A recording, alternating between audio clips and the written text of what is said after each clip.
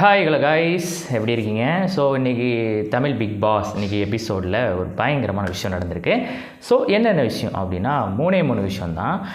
நம்ம மைக்கை மறைச்சி வச்சு பேசுகிறது, நம்ம அமித் அவர்கள் டென்ஷன் ஆனது, அதுக்கப்புறம் நம்ம பார்வதி கிச்சன் டீமில் ஒரு ஒர்க் பண்ணது. ஸோ அந்த மூணை பற்றி தான் நம்ம கண்டிப்பாக பேச போகிறோம். ஸோ நம்ம வீடியோவை தொடர்ந்து நீங்கள் வாட்ச் பண்ணுங்கள், சரியா?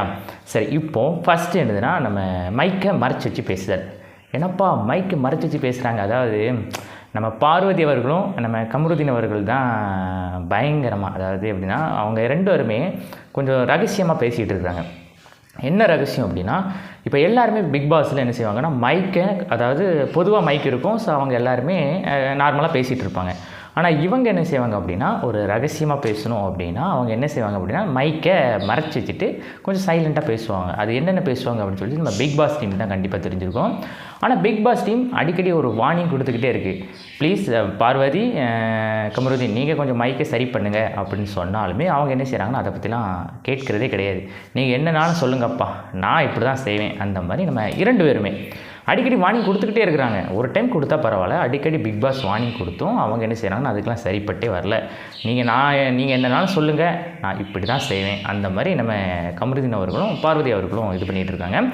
ரெண்டாவது என்னதுன்னா, நம்ம அமித் அவர்கள் டென்ஷன்.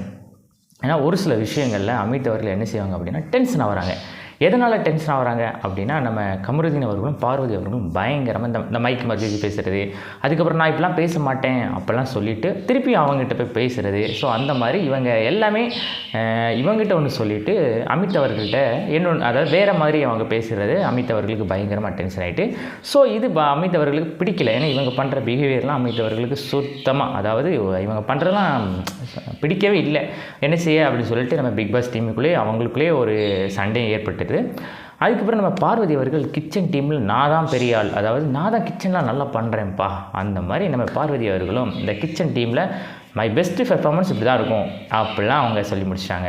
ஆனால் நம்ம அதாவது ஒரு குறும்படம் போட்டு காமிச்சாங்க, நீங்கள் இந்த கிச்சன் டீமில் இந்தந்த மாதிரி தான் நீங்கள் ஒரு பெர்ஃபார்மன்ஸ் பண்ணணும், இந்தந்த மாதிரி தான் நீங்கள் இப்படி இருக்கணும் அப்படின்னு சொல்லிட்டு நம்ம எல்லாருமே சொன்னாலும் இல்லை. பார்வதி என்ன சொன்னாங்க அப்படின்னா, நான் தான் கரெக்டாக பெர்ஃபார்ம் பண்ணுறேன் அப்படின்னா அதுக்கு ஒரு குறும்படம் போட்டதுக்கப்புறம் நம்ம இப்படிலாம் பண்ணுமா, அந்த மாதிரி நம்ம பார்வதி அவர்களுக்கு இதாகி போச்சு. எனிவே, அதாவது ஒரு பிக் பாஸில் பொறுத்த வரைக்கும் ஒரு ப்ரொசீஜர் இருக்குது. ஸ்டார்டிங்லேருந்து இப்போ வரைக்கும் சொல்லுது பிக் பாஸ், நீங்கள் மைக்கை கரெக்டாக ஃபாலோ பண்ணுங்கள்.